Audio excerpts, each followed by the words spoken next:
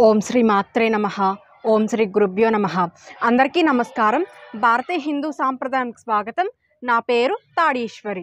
ఈ రోజు మన టాపిక్లో సాక్షాత్తుగా రాముడు నడిచినటువంటి పుణ్య భూమి అయినటువంటి అయోధ్య నగరం ఎప్పుడో 500 ఏళ్ల నాటి క్రితం ముస్లిమ్స్ ఆక్రమిస్తే ఇప్పుడు మరలా మనం 500 ఏళ్ల తర్వాత మనం సొంతం చేసుకున్నాం. మరి రాముడు దేవుడు అయినప్పుడు ఇంతకాలం ఎందుకు నిరీక్షించవలసి వచ్చిందో మనం ఈ వీడియోలో తెలుసుకుందామండి. నిజమే, రామచంద్రమూర్తి తలుచుకుంటే ఆయనకి ఒక్క నిమిషం కూడా పట్టదు అయోధ్య నగరాన్ని మనకి తిరిగి తీసుకురావడానికి. కానీ ఆయన ఎందుకు కలగజేసుకోలేదో తెలుసా అండి? మనకు దైవీకమైనటువంటి శక్తులు లేకపోయినా మనకి ఆ భగవంతుడు గొప్ప ఓపికను ఓర్పును ప్రసాదించాడు. మనకి ఆ ఓపిక ఎంత ఉందో, ఆ ఓర్పు ఎంత ఉందో మనకి పరీక్షించడం కోసమే ఆయన 500 ఏళ్ళు నిరీక్షించాడనమాట. అంటే ఇక్కడ మీకు ఒక ఉదాహరణ చెప్తానండి. నేను ఈ మధ్య కాలంలో ఎంవిఎన్ కశ్యప్ గారిది ఒక వీడియో చూశానన్నమాట. ఆ వీడియోలో ఆయన ఏం చెప్పారంటే, ఎక్కడో బీహార్ రాష్ట్రంలో ఒక మారుమూల గ్రామం ఉందన్నమాట.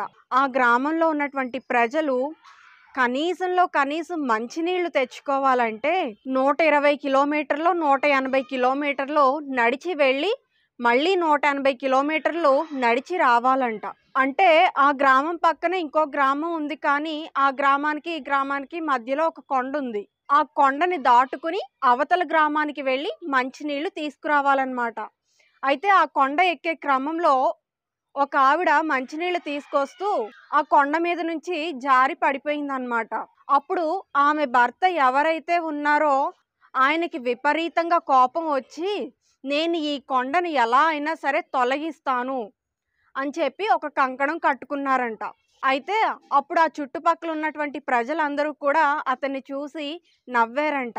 భార్య చచ్చిపోయింది కాబట్టి ఇతనికి ఇంకా పిచ్చి పట్టింది అని ఆ చుట్టుపక్కల ఉన్నటువంటి ప్రజలందరూ కూడా అతన్ని ఒక ఎగతాళిగా ఒక నవ్వు నవ్వి ఊరుకున్నారు.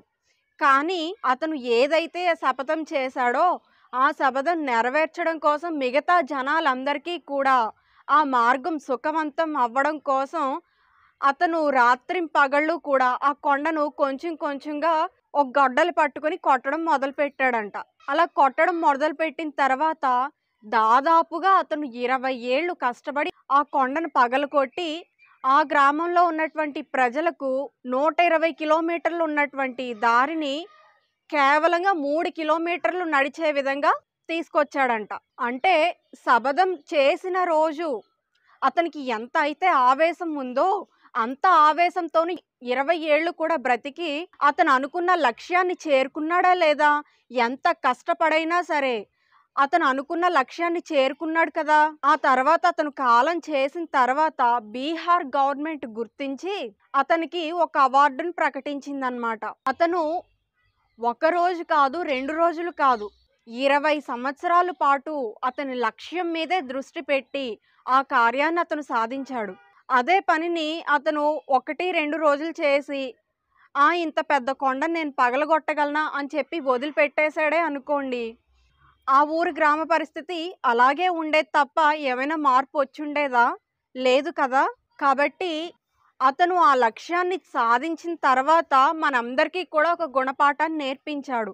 మీరు లక్ష్యాన్ని పెట్టుకోవడమే సరికాదు, ఆ లక్ష్యాన్ని చేరుకోవడానికి ఎంత సమయం పట్టినా సరే, ఆ సమయం రోజులు కావచ్చు, నెలలు కావచ్చు, కొన్ని సంవత్సరాలు టైం పట్టచ్చు, కానీ మీ లక్ష్యాన్ని చేరుకునేంత వరకు కూడా మీరు ఓపికతో ఓర్పుతో మీరు కష్టపడి సాధించాలి అన్నటువంటి ఒక చిన్న మెసేజ్ని అయితే ఆయన మనందరికీ అందించాడు. అలాగే రామచంద్రమూర్తి కూడా ఎందుకు కలగజేసుకోలేదు అంటే, మనందరికీ కూడా ఇటువంటి ఒక గొప్ప మెసేజ్ ఇవ్వడానికి మాత్రమే ఆయన కలగజేసుకోలేదన్నమాట. అయోధ్య నగరాన్ని 500 ఏళ్ల క్రితం ముస్లిమ్స్ ఆక్రమించారు. అప్పటి నుంచి కూడా మన వాళ్ళు పోరాడుతూనే ఉన్నారు. 500 ఏళ్ళంటే ఎన్ని తరాలు అయిపోయాయి? కనీసం 5-6 తరాల వాళ్ళన్నా సరే మన అయోధ్య కోసం అంత కష్టపడి పోరాటం చేసి ప్రాణాలు వదిలిపెట్టారు. ఇప్పుడు ఈ 21వ శతాబ్దంలో కూడా 500 ఏళ్ల నుంచి మనం పోరాడుతున్నాం. ఇప్పుడు కూడా మనం పోరాటం చేస్తే ఓడిపోతామే తప్ప వచ్చే ప్రయోజనం ఏమీ ఉండదు అని చేతులు కట్టుకొని కూర్చుంటే ఈరోజు మన అయోధ్య మందిరం మనకు దక్కేది కాదు. అవునంటారా? కాదంటారా? చెప్పండి. కాబట్టి రామచంద్రమూర్తి తలుచుకుంటే ఆ రోజే మనకు అయోధ్య నగరం వచ్చేటట్లుగా చేయగలడు. కానీ ఎంత కష్టమైనా సరే కార్యాన్ని ఎలా సాధించాలో, కార్యం సాధించడానికి ఎంత ఓర్పు పట్టాలో మనందరికీ తెలియచేయడం కోసమే ఆయన ఇన్నాళ్ళు నిరీక్షించాడనమాట. అయితే మన కార్యం కోసం మనం ఇంత కష్టపడుతూ ఉంటే రామచంద్రమూర్తి కూడా మన కార్యం మనం సాధించడం కోసం ఎంతగానో సాయం చేశారు. ఆయన ఆశీర్వాదం లేనిదే ఈరోజు మనకి అయోధ్య మందిరం వచ్చి ఉండేదే కాదు. కాబట్టి మీరు కష్టపడండి. దానికి నేను ఆ సమయం వచ్చేటప్పుడు ఖచ్చితంగా నేను ప్రతిఫలం ఇస్తాను అని ఒక చిన్న మెసేజ్ అయితే ఇందులో ఉందన్నమాట. కానీ ఇక్కడ ఒక్క విషయం చెప్పాలంటేనండి, నేను ఇక్కడ నిలబడి మీ అందరికీ ఇలా చెప్తున్నానే కానీ నిజానికి అటువంటి ఓపిక, ఓర్పు నాలో కూడా చాలా తక్కువగానే ఉన్నాయండి. ఎందుకంటే ఈ మధ్య కాలంలో నేను పెట్టేటటువంటి వీడియోస్కి 20-30 వ్యూస్ వస్తున్నాయి అంతే. అందుకని నేను నీరసపడిపోయి 20-30 వ్యూస్ వస్తున్నాయని చెప్పి నేను వీడియోస్ చేయడానికి పెద్దగా ఇంట్రెస్ట్ పెట్టేదాన్ని కాదు. 10 రోజులకు ఒక వీడియో, 15 రోజులకు ఒక వీడియో ఇలా పెట్టేదాన్ని అన్నమాట. కానీ మన వాళ్ళు 500 సంవత్సరాలు పోరాటం చేసి మన అయోధ్య నగరాన్ని మనకు తీసుకొచ్చారు అంటే అందులో ఎంత కష్టం ఉంటుంది. అందులో ప్రాణాలు విడిచిపెట్టిన వాళ్ళు ఎంతమంది ఉన్నారు. నిజంగానండి, అయోధ్య నగరంలో బాలరాముణ్ణి ప్రతిష్ఠ చేస్తున్నప్పుడు నేను ఎంత ఆనందంతో ఉప్పొంగిపోయానో నేను చెప్పలేను. నా కళ్ళంట నీళ్లు కూడా వచ్చేసాయన్నమాట. అంత ఆనందపడిపోయాను. ఏంటి ఇంత కష్టపడితే ఇన్ని రోజులకి మన రామచంద్రమూర్తి యొక్క ఆలయాన్ని మనం దక్కించుకోగలిగామా, మన రాముణ్ణి మనం దక్కించుకోగలిగామా అంటే రామచంద్రమూర్తి మనందరికీ ఒక గొప్ప గుణపాఠాన్ని నేర్పించడమే కదా ఇదంతా కూడాను.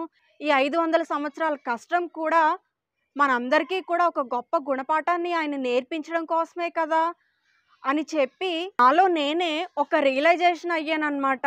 కానీ అంతకు ముందే నేను రియలైజేషన్ అయ్యానండి. అందుకే ఈ మధ్య కాలంలో నేను రోజు ఒక వీడియో కానీ, ఒక షార్ట్ కానీ ఏదో ఒకటి పోస్ట్ చేయడం మొదలు పెడుతున్నాను. కానీ ఈ అయోధ్య నగరంలో ఉన్నటువంటి మన రామచంద్రమూర్తి యొక్క ప్రతిష్ఠ చూసిన తర్వాత నేను ఎంత ఓపికగా ఉండాలో, ఎంత ఓర్పుతో ఉండాలో, ఎంత కష్టపడాలో నా కళ్ళు నిజంగా రామచంద్రమూర్తి తెరిపించాడు అని నేను అనుకుంటున్నానండి. కాబట్టి చెప్పడం చాలా తేలికే, కానీ దాన్ని ఆచరణలో పెట్టడం చాలా కష్టం. కానీ నేను కూడా మీ అందరితో పాటు నా లక్ష్యాల్ని నేను చేరుకోవడానికి ఖచ్చితంగా ఆచరణలో పెట్టి నేను చూపిస్తానండి. కానీ ఒక్కొక్కసారి నాకు వీడియోస్ రోజు పోస్ట్ చేయడం కుదరట్లేదండి. అందుకని ఒక్కొక్కసారి మాత్రం 2-3 రోజులకు ఒకసారి పోస్ట్ చేస్తూ ఉంటాను. నాకు వీలు కుదిరినప్పుడల్లా రోజుకో వీడియో కానీ, రోజుకో షార్ట్ కానీ పెట్టడానికైతే నేను ఖచ్చితంగా ప్రయత్నం చేస్తానండి. కాబట్టి నేను కూడా మీ అందరితో పాటుగా నేర్చుకుంటున్నటువంటి ఒక విద్యార్థిని మాత్రమే. ఇప్పటి వరకు నా జీవితంలో అయితే నేను ఎటువంటి సక్సెస్ అయితే ఇప్పటి వరకు నేను చూడలేదండి. కానీ ఇప్పటి నుంచి మాత్రం అయోధ్య నగరానికి మన వాళ్ళు పడిన ప్రతి కష్టాన్ని నేను తలుచుకుంటూ నేను కూడా సక్సెస్ వచ్చేంత వరకు కూడా యూట్యూబ్ని మాత్రం నేను వదిలిపెట్టనండి. నేనే కాదు, మనమందరం కూడా మనం అనుకున్నటువంటి లక్ష్యాలను చేరుకోవడంలో మనకి ఎన్నో ఒత్తిళ్ళు ఎదురవుతాయి. ఎంతో సమయం వెచ్చించవలసి ఉంటుంది. కానీ కళ్ళ ముందు మన లక్ష్యం మాత్రమే మనకు కనిపించాలి. నేను ఇక నుంచి ఆ ప్రయత్నంలోనే ఉంటాను. అలాగే మీరందరూ కూడా మీ లక్ష్యాలను తొందరగా చేరుకోవాలని నేను ఆ భగవంతుడిని కోరుకుంటున్నానండి. అలాగే ఈ వీడియో కనుక మీకు నచ్చినట్లయితే తప్పకుండా లైక్ చేసి, షేర్ చేసి, సబ్స్క్రైబ్ చేసుకోండి. మరిన్ని ఇంట్రెస్టింగ్ వీడియోస్ కోసం మన ఛానల్ను సబ్స్క్రైబ్ చేయండి. మనం మరలా మరొక మంచి వీడియోతో కలుద్దామండి. సర్వం శ్రీ ఈశ్వరార్పణమస్తు.